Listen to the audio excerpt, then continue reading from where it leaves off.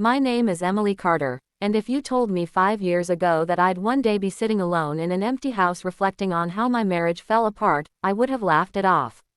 My husband Jason and I had been together since college. We were the couple everyone thought would make it, steady, loving, grounded. But sometimes, the cracks start so small you don't see them until the whole foundation gives way. When Jason and I first met, we were both in our mid-20s. He was ambitious, charming, and funny. He had this way of making me feel like I was the only woman in the world.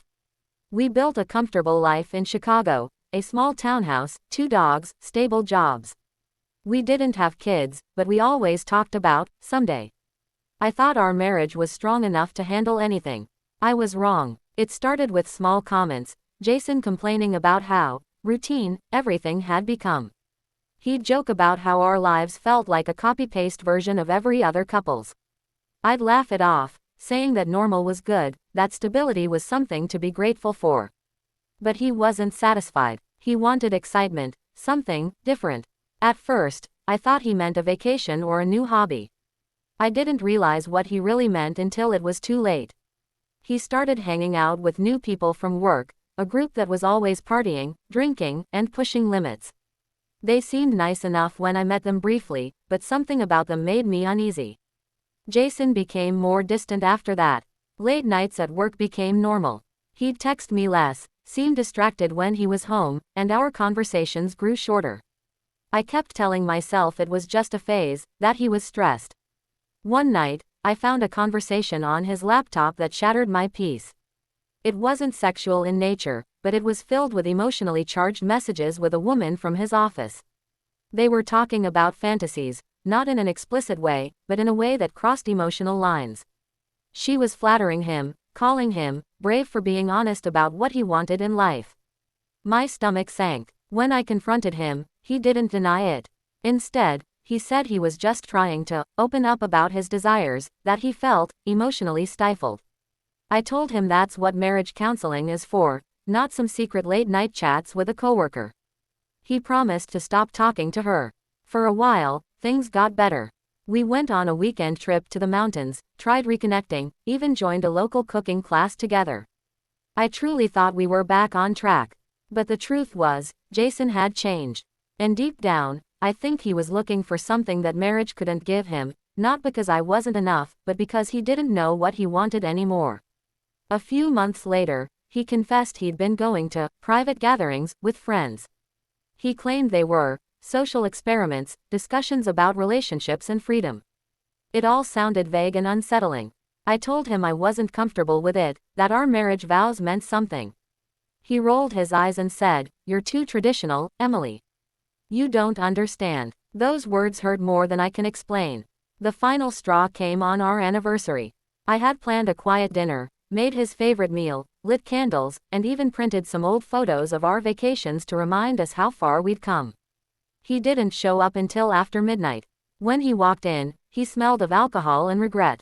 His phone buzzed, and when I saw a message pop up from one of his new friends, my heart just broke. It wasn't sexual, but the tone was intimate, as if they shared something deeper than friendship. That night, I told him to sleep on the couch. The next morning, I packed a small bag and drove to my sister's house in Indiana. For 3 weeks, I tried to make sense of what had happened. Jason kept texting me, apologizing, begging for a second chance. He said he realized his fantasy of freedom wasn't worth losing me. I wanted to believe him. But trust, once broken, doesn't heal just because someone says sorry. When I finally returned home, the silence in the house felt heavy. Jason sat at the table with tears in his eyes. He handed me a small box. Inside was a bracelet I had once admired in a store window. "I don't want this to end," he said softly. "I just got lost for a while." I looked at him, trying to see the man I once loved. But all I saw was a stranger. The bracelet sparkled under the kitchen light, beautiful but meaningless now. "You didn't get lost, Jason," I said quietly. "You walked away, on purpose." That was the moment I realized our marriage was over. I didn't yell, didn't cry. I just walked upstairs, packed a suitcase, and left for good. The months that followed were hard. I questioned myself endlessly. Did I do something wrong? Was I not exciting enough? But as time passed, I learned something powerful. Sometimes, people chase illusions because they're too afraid to face the real work of love. Real relationships aren't about fantasies. They're about showing up, even when things get hard. I moved to Seattle a year later and started working with a nonprofit that helps women rebuild after broken relationships. I met people who had gone through worse, and their strength inspired me. Slowly, I built a new life, one based on honesty, peace, and self-respect. One rainy afternoon, I got an email from Jason. The subject line just said, "I'm sorry." He told me he'd been in therapy, trying to understand why he sabotaged something good. He didn't ask me to come back, just thanked me for the years we had and admitted that chasing illusions had cost him everything that mattered.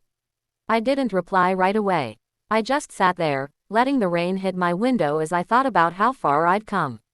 I realized forgiveness doesn't mean forgetting or returning. Sometimes it just means letting go of the pain so it stops controlling you. Today, I can finally say I'm at peace. My marriage ended because one person couldn't separate fantasy from reality, but my story didn't end there. It became the beginning of something new: self-discovery, strength, and understanding what real love should look like. If anyone out there is holding on to a relationship that's hurting them because they're afraid to start over, I want you to remember this: losing someone who doesn't value you isn't the end, it's a release. You're not losing love. You're making space for something real.